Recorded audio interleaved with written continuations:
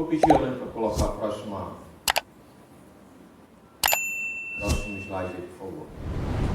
Nós estamos próximos aí de comemorarmos, né, agora no dia 31, né, de outubro, o dia da Reforma.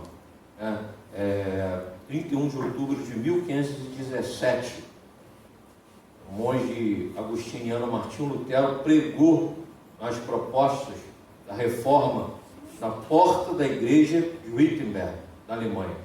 Ali ele chamou, né, a igreja para discutir aquilo que ele entendia ser, e de fato é isso que a gente continua pregando, a vontade de Deus para o seu povo, para a sua igreja, para que a igreja continue relevante. Ali a igreja tinha se desviado, já tinha se desviado há muito tempo.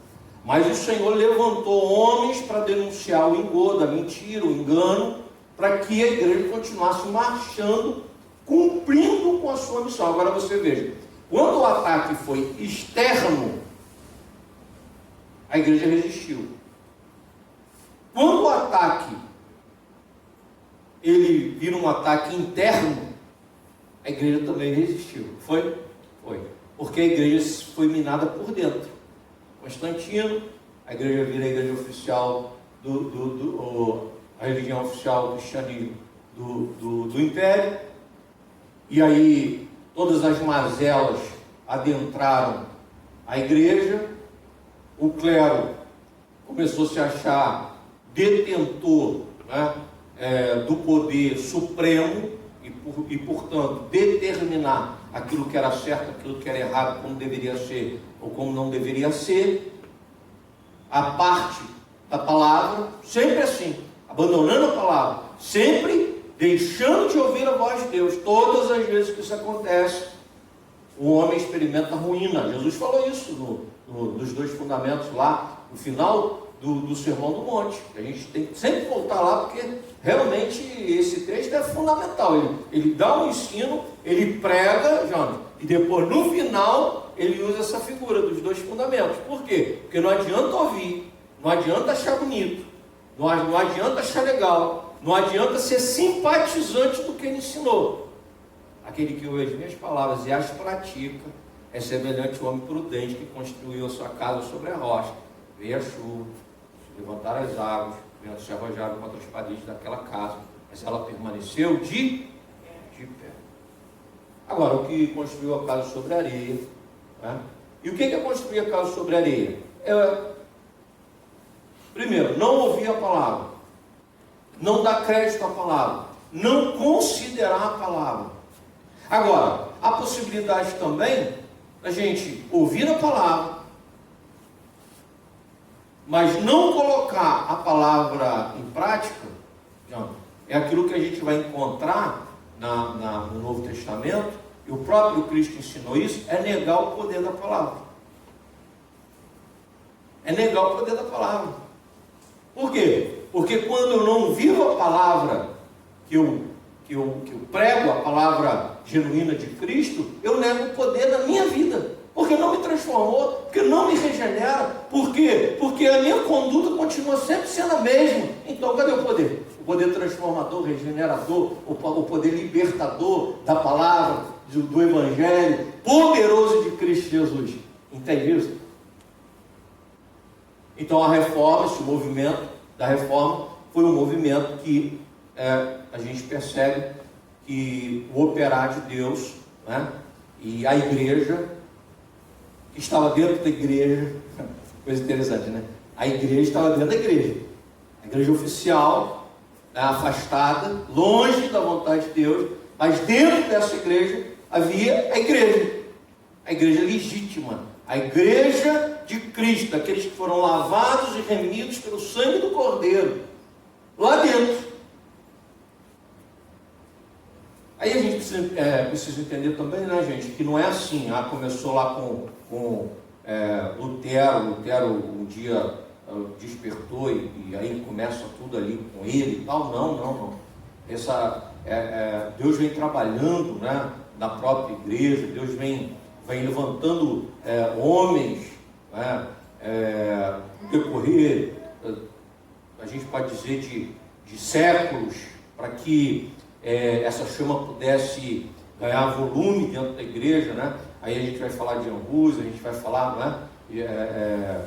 John Wycliffe na Inglaterra, Jan Hus onde é a República Tcheca hoje, né?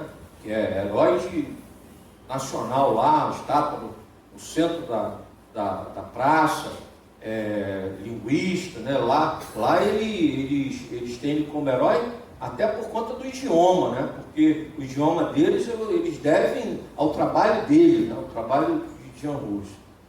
E Jan Hus foi queimado vivo por conta da pregação da palavra, de se opor ao ensino errado da igreja e tal. Mas quando foi queimado, aí ali, no momento da execução, a história conta que ele disse, né, que ali morria o ganso, né, porque Hus é ganso, né, era o apelido dele, né? Então ali morria o ganso, mas que Deus estaria preparando o cisne que viria para completar aquela obra que não era uma obra que pertencia a ele. 100 anos depois, né, aí Martinho Lutero, ele se levanta e prega lá suas teses na porta, chamando a igreja para aquele debate, para aquela discussão. Agora, dia 31 de outubro, nós vamos estar comemorando. Mas olha só que interessante, eu trouxe para os irmãos. A invenção da imprensa, ela foi fundamental, né? Porque Gutenberg, no século XV, ele, com a sua invenção, ele muda a história da leitura e da circulação de ideias em escala mundial. Em escala mundial. Porque até então, os livros eram copiados à mão. Eram os copistas, né?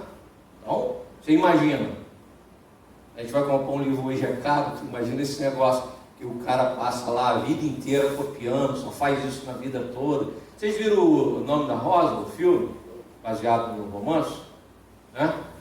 Com Sean Connery, né? Aí você lembra lá dentro do pessoal copiando, os copistas, eles, né? Tinha mesa, chegava todo dia como se fosse no escritório para copiar o livro. E aí, como é que você vai difundir ideias se essas ideias elas ficam restritas a um grupo? Você precisa de mecanismos. Certamente, Jan Hus, se tivesse tido essa tecnologia na época dele, certamente, ele teria prosperado. Certamente. Mas ainda assim houve um movimento e existe pelo menos 200 Bíblias da época dele em que eles, num trabalho ali hercúleo, né? Eles escreveram e tal, e na época já tinha um método de imprensa, mas os tipos, né, as letras, eram todas elas cortadas em madeira e tal, e aí o que acontece? A qualidade se perdia muito rápido, a madeira encharca de tinta e logo depois também ela começa a se partir, e aí, sabe, não dá para fazer muitas tiragens, mas existem ainda 200 Bíblias no mundo daquela época dele, do trabalho dele.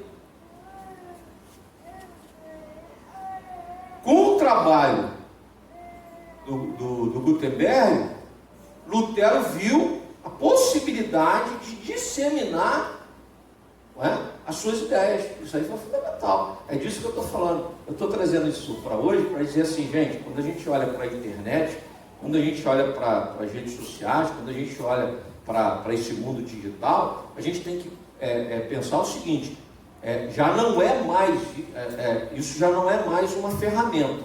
No início a gente entendeu isso como ferramenta. Já não é mais. Isso é cultura. Isso é cultura estabelecida. Não tem como voltar atrás. A gente pode avançar, né? A gente observa que vai ter coisa mais aí para frente. Mas regredir de forma que não tenha mais, possível. humanidade agora, ela convive com essa realidade. E ela convive nessa realidade. Nessa realidade. E o que a gente precisa fazer? A gente precisa entender, assim como Lutero entendeu. Vamos continuar? A invenção da imprensa e a reforma protestante. O primeiro livro impresso foi a Bíblia, em idioma vernáculo, quer dizer, no idioma do povo, no alemão. Até então era no latim. O povo não conseguia entender. E aí o que ele faz?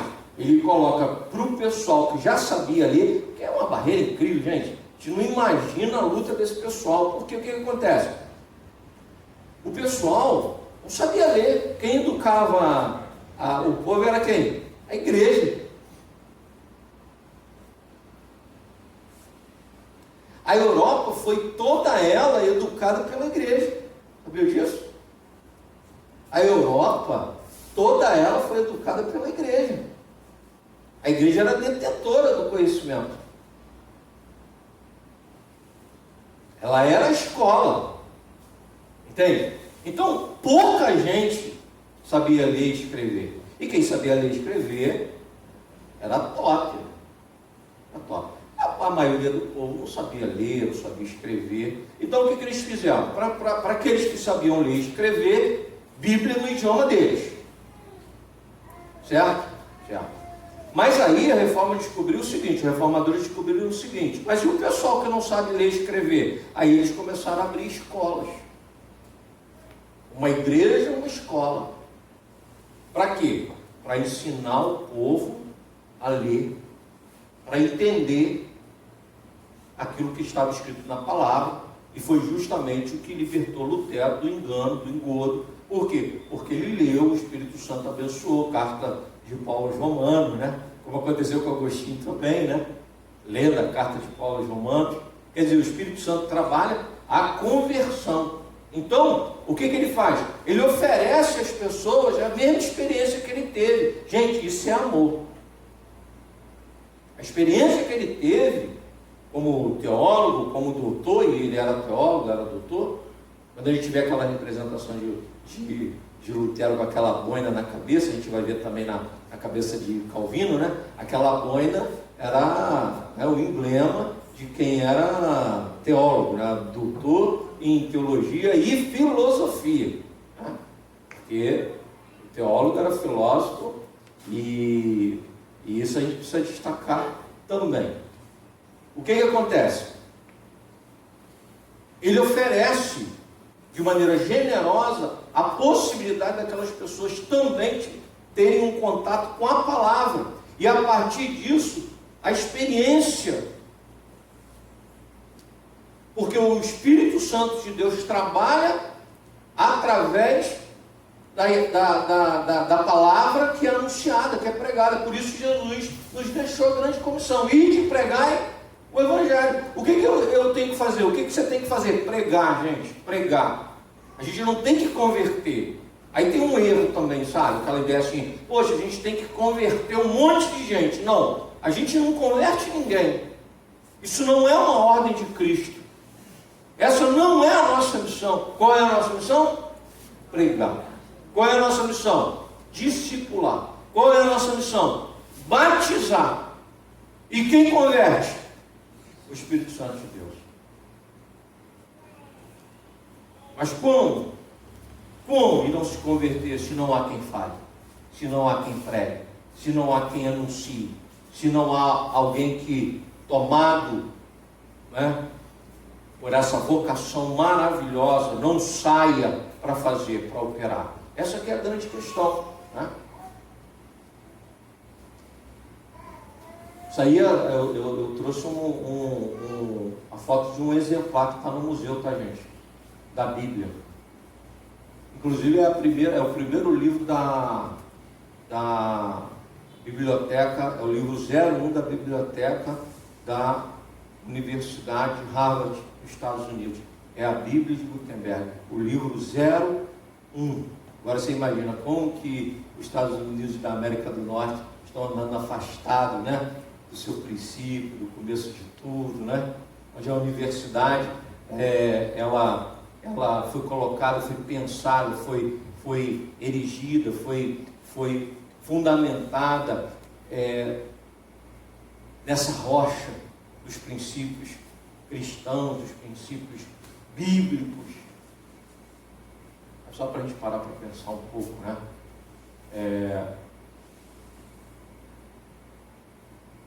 A Bíblia era lida só em latim, a gente está vendo tudo isso aí, eu já falei, né?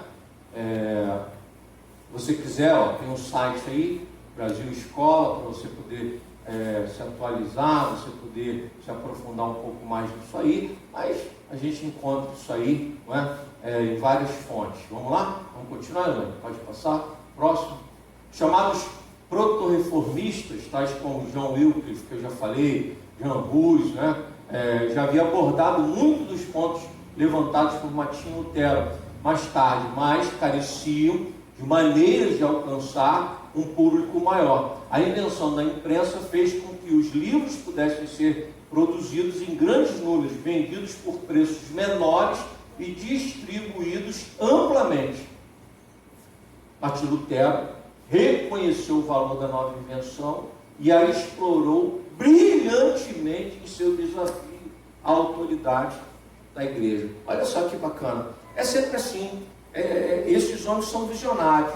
Esses homens conseguem ver o que ninguém está vendo. Ele olhou para aquilo ali e entendeu. Olha, esse negócio aqui é o canhão, não é?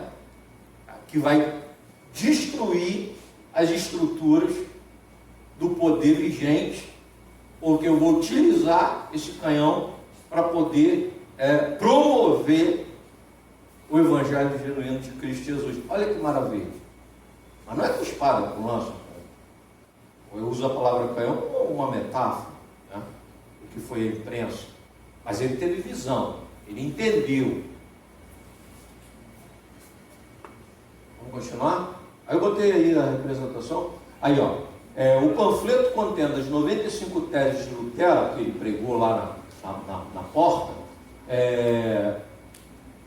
que previamente teria circulado somente entre os acadêmicos letrados de Wittenberg, transformou-se num campeão de vendas dentro de apenas um ano após a sua postagem inicial, em 1517. Entre esta data e aproximadamente 1525, seriam publicadas mais de 500 mil de exemplares das obras de Lutero, tornando-o o primeiro autor mais vendido do período moderno inicial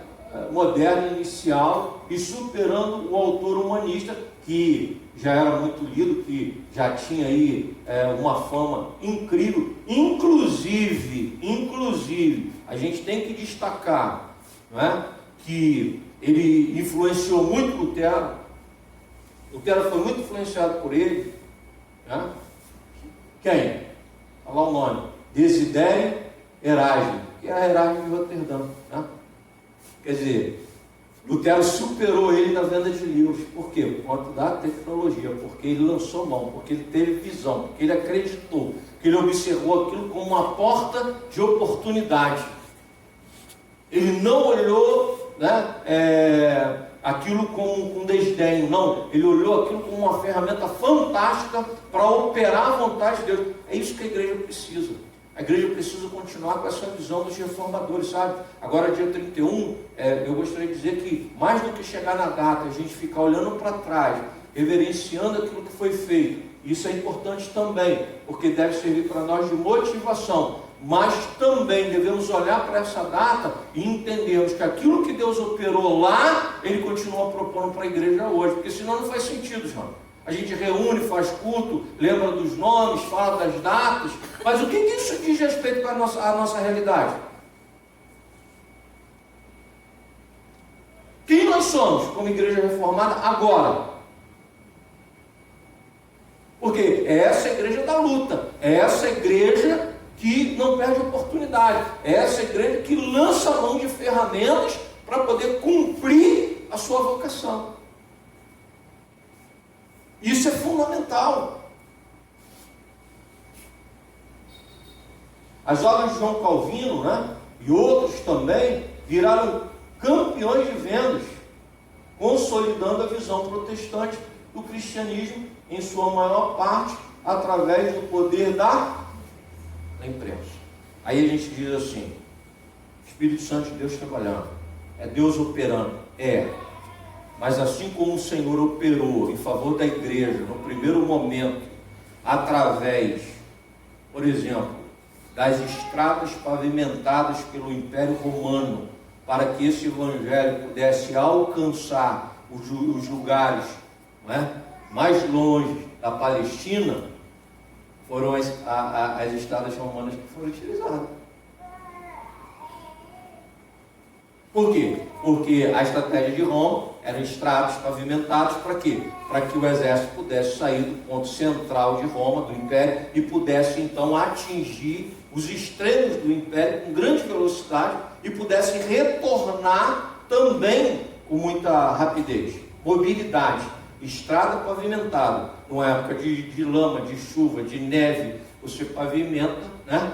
Você consegue passar com cavalo, com carros, e você consegue avançar. A igreja utilizou dessas estradas para pregar o evangelho. Elas já estavam, elas já existiam. A rota no Mediterrâneo de navios que Paulo usou nas viagens missionárias.